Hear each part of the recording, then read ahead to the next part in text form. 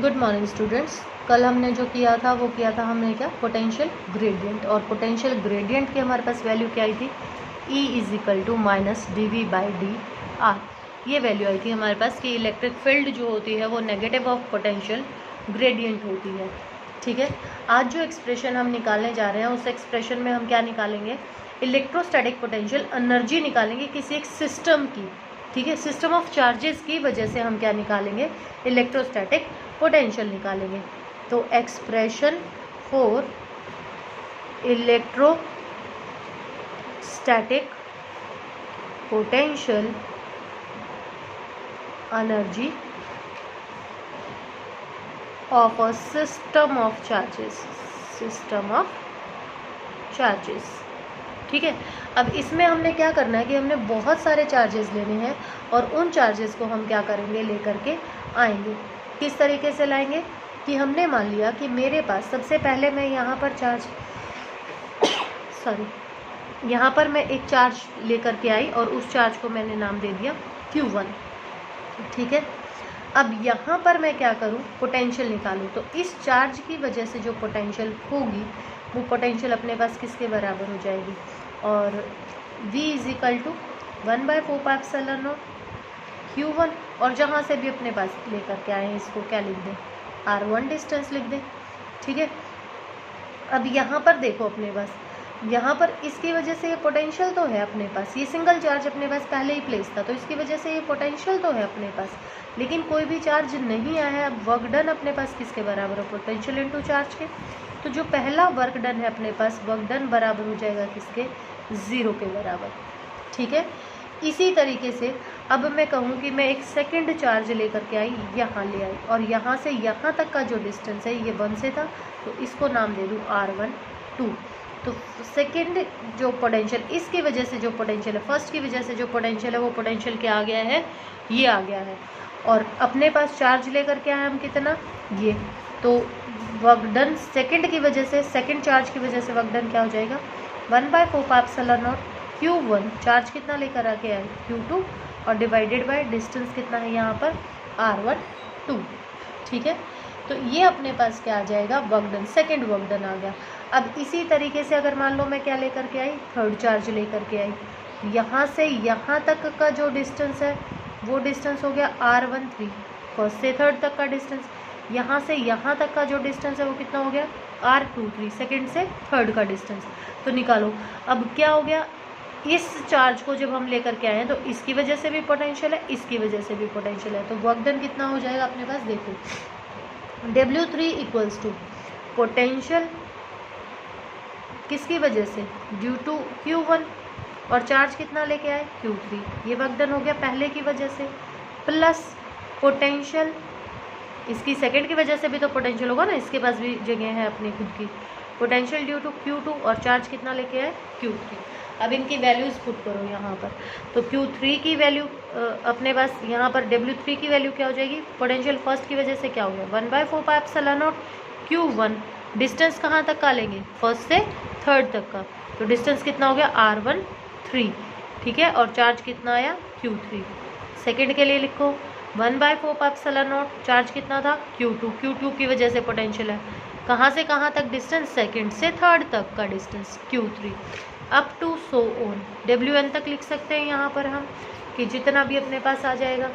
तो यानी कि यहाँ पर अगर मैं अब इन सब को क्या कर दूँ, प्लस कर दूँ, total amount of work done निकालें, और total amount of work done हमारे पास क्या हो जाएगी, W1 plus W2 up to WN तक, जहाँ तक भी हम निकालना चाह रहे हैं। तो यानी कि यहाँ पर देखो पूरे में अपने पास 1/4πε0 तो कॉमन है सब में, ये तो मैं निकाल दूँ कहाँ पर, बाहर। ठीक है, अंदर देखो क्या क्या बच गया, Q1 Q2 फर्स्ट वाले में, ये वाला R1 2, सेकेंड के लिए अब 2 थे अपने पास, Q1 Q3 R1 3 plus Q2 Q3 R2 3। अब फोर्थ लेकर के आते हैं तो क्या क्या बन जाते हैं अपने पास, Q1 Q4 डिवाइडेड बाय 1/4, जो यहाँ होंगे वही नीचे आएंगे, ये ध्यान रखना। ठीक है, प्लस Q2 Q4 तो R24 plus Q3 Q4 R34 and up to so on. ठीक है, तो यानी कि अपने पास हर बार जितने चार्जेस अपने पास हो जाएंगे, हर बार क्वांटिटी क्या करती चली जाएगी, यहाँ पर हर किसी की वजह से अपने पास क्या आएगा, वर्क डन आएगा। ठीक है, तो अपने पास यहाँ पर इसी तरीके से प्रोसीड करते हुए मैं मानूँ कि मेरे पास कितने चार्जेस थे, n चार्जेस थे, और जो कि प्लेस थे कहाँ पर, R1, R2, R3 up to Rn तक। तो इसको कंबाइंड करके इसका समेशन फॉर्म लिखूँ तो समेशन फॉर्म क्या आ जाएगा इसका, 1/4πε0 समेशन ऑफ किसका, ऑल पेयर्स का, जितने भी पेयर्स अपने पास उन सब का समेशन कर दे Qj। अब यहाँ पर चेंज हो रहे हैं ना, 1 2 3 1 3 2 3, तो यानी कि यहाँ पर ये दोनों क्वांटिटीज़ कभी भी क्या नहीं है, सेम नहीं है। तो Qi भी लिख सकते हो, J भी लिख सकते हो, Qj Qk, ठीक है, डिवाइडेड बाय, अब जो ऊपर है वही नीचे है, 1 2 1 2 1 3 1 3, ठीक है। तो यानी कि यहाँ क्या आ जाएगा, RJK। एक चीज़ और यहाँ पर लिखेंगे, that J is not equal to K, यानी कि J और K की दोनों की वैल्यूज़ अपने पास क्या नहीं होगी, सेम नहीं होगी। अब यानी कि जब मैं इनको लिखूंगी तो अपने पास ये जो क्वांटिटीज़ हैं, ये क्वांटिटीज़ क्या करेंगी, अपने पास एक टर्म्स जो है अपने पास वो बार बार क्या करेगी, पेयर में आएगी। तो हम उस पूरे पेयर में से सिर्फ एक टर्म को क्या करेंगे, इंक्लूड करेंगे, और इसलिए अब मैं इसका क्या कर दूँ, हाफ कर दूँ। अगर आपको याद हो तो जब हमने प्रेशर का कॉन्सेप्ट किया था तो वहाँ पर भी हमने पर यूनिट वॉल्यूम जब हमने निकाला था तो हमने उसको क्या कर दिया था, हाफ कर दिया था। तो यहाँ पर भी यही रीज़न है कि जब हम समेशन करते हैं तो हम एक ही चीज़ को दो बार कंसिडर्ड नहीं करेंगे, ओनली वन टर्म कंसिडर करेंगे उस पेयर में से। तो इसको मैं क्या लिख दूँ, 1/2 summation of I goes from J goes from 1 to n, n तक जा रहा है ये। फिर दूसरा लिख दूँ समेशन K के लिए, अलग अलग करके लिख रही हूँ, K goes from 1 to n, ठीक है। यहाँ पर JK to n है, यहाँ K n है, लेकिन J कभी भी K के बराबर नहीं होगा। यानी कि अपने पास ये दोनों की जो वैल्यूज़ है, ये दोनों की वैल्यूज़ अपने पास क्या होगी, अलग अलग होगी। और यहाँ क्या आ गया, 1/4πε0 Qj Qk R J K, ठीक है। तो ये हाफ समझ में आया, ये हाफ किस लिए लिखा है हमने, सिर्फ और सिर्फ इसलिए लिखा है कि ताकि अपने पास क्या रहे, सब में ये सेम रहे। अब यहाँ देखो 1 1 1 1 1 की टर्म यानी कि सब में ही आएगी अपने पास। तो इसको Qj को मैं क्या कर लूँ, बाहर निकाल लूँ, तो अपने पास n तक तो ये जानी ही है। तो इसको क्या लिख दूँ, 1/2 summation J goes from 1 to n Qj। ये एक तो मैंने कहाँ निकाल लिया, बाहर निकाल लिया। दूसरा ये अंदर ही रखूँ, summation K equals to 1 up to n और J is not equals to K, ये तो हम समेशन में लिख ही रहे हैं। और यहाँ अंदर क्या बच गया, 1/4πε0 Qk डिवाइडेड बाय RJK। अब ये देखो अपने पास क्या बन गया, ये 1/4πε0 Q/R बन गया। तो यानी कि ये क्या बन गया अपने पास, ये वैल्यू आ गई किसकी, पोटेंशियल की। पोटेंशियल ड्यू टू यहाँ पर किसके बराबर है, ये J के, और ये भी क्या है J, ये चेंज हो रहा है ना अपने पास बार बार बार बार। तो ये तो जो चार्ज लेकर के आए हम वो है, और डिस्टेंस कहाँ से ले रहे हैं, J से ले रहे हैं। तो इसको मैं क्या लिख सकती हूँ, U इक्वल्स टू, U यानी कि वर्क डन इक्वल्स टू किसके बराबर आ गया, 1/2 summation of J equals to 1 up to n Qj, और इसको क्या लिख दिया मैंने, पोटेंशियल Vj। अब यहाँ पर Vj की जो वैल्यू है अपने पास, Vj की वैल्यू क्या हो गई अपने पास, उसको पुट किया हमने, summation K equals to 1 up to n where J is not equals to K, ठीक है। और यहाँ क्या वैल्यू आ गई, 1/4πε0 Qj RJK, ये वैल्यू आ गई अपने पास, यानी कि RJ due to the all other charges जितने भी हैं अपने पास। तो ये अपने पास क्या आ गई, वैल्यूज़ आ गई। ऐसा यूनिट आपको पता ही है इसकी कि हम कौन सी, पोटेंशियल एनर्जी है, और एनर्जी के लिए जो यूनिट यूज़ होती हैं दैट इज़ जूल। और एक और अपने पास कन्वीनियंट यूनिट है एनर्जी की, जो कि हम यूज़ करते हैं कमर्शियल यूनिट्स के लिए भी, तो हम अलग यूज़ करते थे, ये चार्जेस के लिए यूज़ की जाती है, और इसको EV से लिखते हैं, and it is called electron volt, ठीक है। और 1 इलेक्ट्रॉन वोल्ट जो होता है वो बराबर होगा, एक E की वैल्यू रखेंगे यहाँ पे 1.6 इंटू 10⁻⁻19, और ये क्या हो गया, कूलम इंटू 1 वोल्ट। तो कितना हो गया अपने पास 1 इलेक्ट्रॉन वोल्ट बराबर हो गया 1.6 इंटू 10⁻⁹ जूल के बराबर।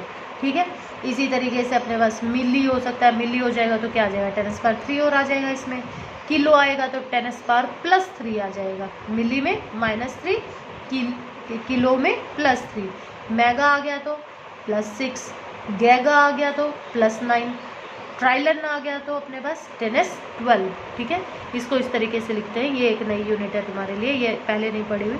तो 1 ट्राइलन इलेक्ट्रॉन वोल्ट बराबर होता है किसके 10⁻12 इलेक्ट्रॉन वोल्ट के। तो ये वैल्यू ट्राइलन की है अपने पास, तो जूल में जब इसको बदलेंगे तो कितना हो जाएगा अपने पास 10⁻12 इंटू 1.6 इंटू 10⁻⁻19, तो ये गए तो कितना हो गया 1.6 इंटू 10⁻⁻7 जूल, ये वैल्यू आ जाएगी आपके पास। ठीक है, अब जो टॉपिक मैं कराने जा रही हूँ ये और जो ये अभी टॉपिक किया है इसमें फ़र्क सिर्फ कितना है कि देखो इस केस में, पहले केस में मैंने क्या लिखा था यहाँ पर कि अपने पास जो पहला वर्क डन था ये चार्ज सिंगल चार्ज था, तो इसकी वजह से पोटेंशियल तो थी लेकिन कोई चार्ज और नहीं आया था, तो अपने पास वर्क डन कितना हो गया था 0। फर्स्ट केस में वर्क डन कितना था अपने पास 0 के बराबर था। ठीक है, अब मैं क्या करूँ कि अगर अपने पास मैं जो ये पूरा सिस्टम था अपने पास, ठीक है, इस पूरे सिस्टम को किसी एक्सटर्नल इलेक्ट्रिक किस में रख दूं, फील्ड में रख दूं। देखो पोटेंशियल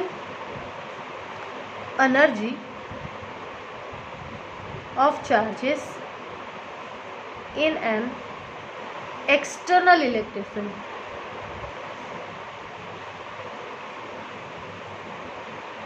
ठीक है, तो अपने पास यहाँ पर जो पोटेंशियल होगा सिंगल चार्ज की वजह से किसी भी एक्सटर्नल फील्ड में वो वर्क डन 0 के बराबर नहीं होगा। और 0 के बराबर क्यों नहीं होगा यहाँ पर, क्योंकि हम सबसे पहले क्या कर चुके हैं, एक्सप्रेशन ऑब्टेन कर चुके हैं कि अपने पास अगर एनर्जी पोटेंशियल एनर्जी निकाले थे हमने सिस्टम ऑफ चार्जेस के लिए पहले भी, तो यहाँ पर अपने पास उस एक्सटर्नल फील्ड जो प्रोड्यूस हो रही है वो उस चार्ज की वजह से नहीं, वो अलग से है अपने पास, तो इस वजह से हम उसके ऊपर क्या कर सकते हैं, हम पोटेंशियल एनर्जी कैलकुलेट कर सकते हैं। ठीक है, तो अपने पास यहाँ पर जो फील्ड अपने पास आएगी कि पोटेंशियल एनर्जी जो होगी यानी कि U जो होगा अपने पास वो क्या हो जाएगा Q into V into R, और इसकी जगह पर यानी कि ये चार्ज तो था ही अपने पास और पोटेंशियल किसकी वजह से हो जाएगी, इलेक्ट्रिकल फील्ड की वजह से हो जाएगी। तो dV अभी जो रिलेशन हमने निकाला था किसके लिए, पोटेंशियल ग्रेडियंट जो निकाला था हमने, क्या था अपने पास E equal to dV/dr, right. तो यानी कि यहाँ से अपने पास पोटेंशियल की जो वैल्यू है फील्ड की वजह से अपने पास क्या आ जाएगी, E इंटू dr करके अपने पास वैल्यू आ जाएगी, और ये चार्ज अपने पास है ही सही। तो अपने पास ड्यू टू एक्सटर्नल फील्ड जो वर्क डन की वैल्यू होगी वो वर्क डन की वैल्यू क्या हो जाएगी, इसको क्या लिख दें W1, चार्ज कितना था ये, और पोटेंशियल किसकी वजह से हो गई है ये अपने पास फील्ड की वजह से। अब उस चार्ज को जब हम उस इनफाइनाइट पॉइंट से किसी फील्ड में लेकर के आएंगे तो ये हमारे पास क्या आ जाएगी, वर्क डन आ जाएगी। Second, 3, 4 up to so on रहेंगे। तो सेकेंड में अपने पास क्या किया हमने, Q2 लेके आए एक्सटर्नल फील्ड के लिए, तो अपने पास जो वर्क डन होगा W2 इज इक्वल टू क्या जो है Q into V into R2। अब ये सेकेंड के लिए लेके आए, ये फर्स्ट के लिए था अपने पास, ये किस सेकेंड के लिए हो जाएगा, तो इसको क्या करें लिख दें, तो W2 की वैल्यू जो हो जाएगी अपने पास क्या हो जाएगा, Q1 तो था ही, Q2 हम लेकर के आए 4πε0 और distance from first to third. Similarly क्या कर सकते हैं, पोटेंशियल थर्ड की वजह से कि एक चार्ज और ले आए, एक और ले आए, तो ये सारा का सारा, तो ये जो आपने लिखना है ये आपने कैसे लिखना है, इस सारे को थियोरेटिकली लिखना है। और पिछले 2 साल से ये क्वेश्चन आ रहा है और इम्पॉर्टेंट क्वेश्चन है ये अपने पास, ठीक है। और इसके साथ आपका क्या, अब पोटेंशियल के लिए अगर मैं लिखूँ तो यहाँ पर देखो अपने पास वर्क डन जो है वो भी क्या है अपने पास इन्वर्सली प्रोपोर्शनल है किसके, डिस्टेंस के। तो इनका ग्राफ बनाओ अगर पोटेंशियल एनर्जी का U और R के बीच में, तो किस तरीके से बनेगा, इस तरीके से ग्राफ बनेगा। अगर पॉजिटिव एस्पेक्ट में है और अगर नेगेटिव एस्पेक्ट में अगर हम बनाएं तो ये अपने पास क्या हो जाएगा, उल्टा हो जाएगा। तो ये इस तरीके से पोटेंशियल एनर्जी क्या कर रही है, यहाँ पर डिक्रीज कर रही है, ठीक है। तो अपने पास इलेक्ट्रोस्टैटिक कंडक्टर्स हैं, यहाँ पर आपका थर्ड चैप्टर क्या हो जाता है, कंप्लीट हो जाता है। तो यहाँ तक आप न्यूमेरिकल कॉन्सेप्चुअल करिए। आज मैं आपको कॉन्सेप्चुअल्स की और पिक्स भेज दूँगी पोटेंशियल तक का। अब हमारा इस यूनिट में सिर्फ एक चैप्टर रह गया, दैट इज़ कैपेसिटर, और ये हम कैपेसिटर में कल से शुरुआत करवाऊँगी।